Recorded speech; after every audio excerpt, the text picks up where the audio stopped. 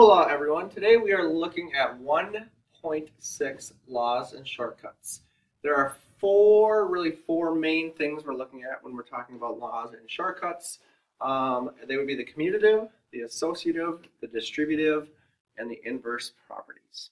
We're going to start off with the commutative, and as you hopefully maybe remember, not maybe, but remember, the commutative property has a keyword in it, which is underlined in red.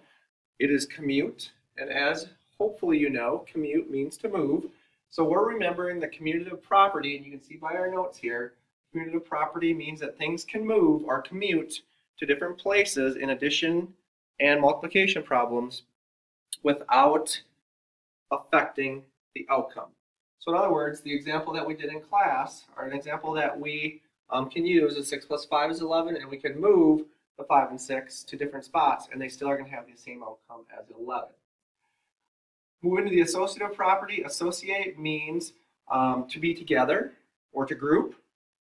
So when we think of the associative property, we look at the word associate, and we know that has something to do with grouping or being together.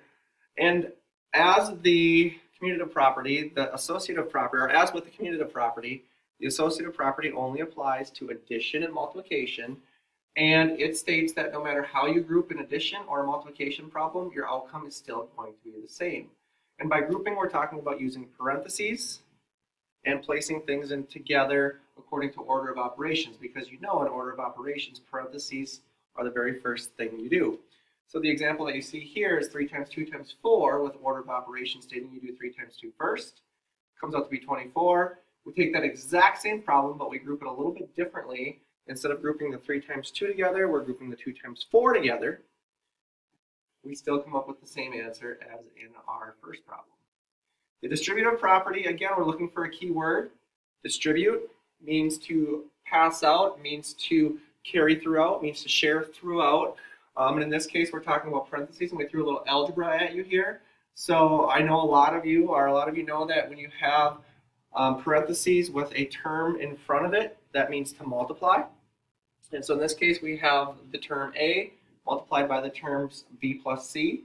And as you can see with the arrows, distributing the A through means you would take the A and you would multiply it by B, which gives you AB. And you would take the A and you would multiply it by C, which gives you AC. And then we can't forget the plus sign here. Can't forget the plus sign there. So when you distribute A throughout the parentheses, you're going to multiply the A by the B. Then you're going to add whatever A multiplied by C is. And then I will let you look at the example here. And if you need to pause it, you can pause it. And as you can see, 2 times 3 plus 4, you do the parentheses first. 3 plus 4 is 7. 2 times 7 is 14. Or if you distribute it through, we give you an example here. Secondly, 2 times 3 is 6.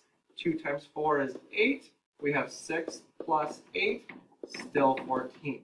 So the distributive property just states you distribute the term in front of the parentheses through parentheses. Inverse means opposite.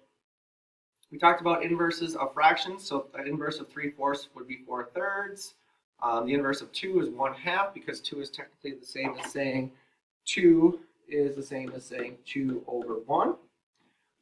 We talked about multiplying inverses, that if you have 1/2 and you multiply it by its inverse, you get 1. And then we went through and we said anytime you multiply any number by its inverse, you're always going to get 1 as your answer.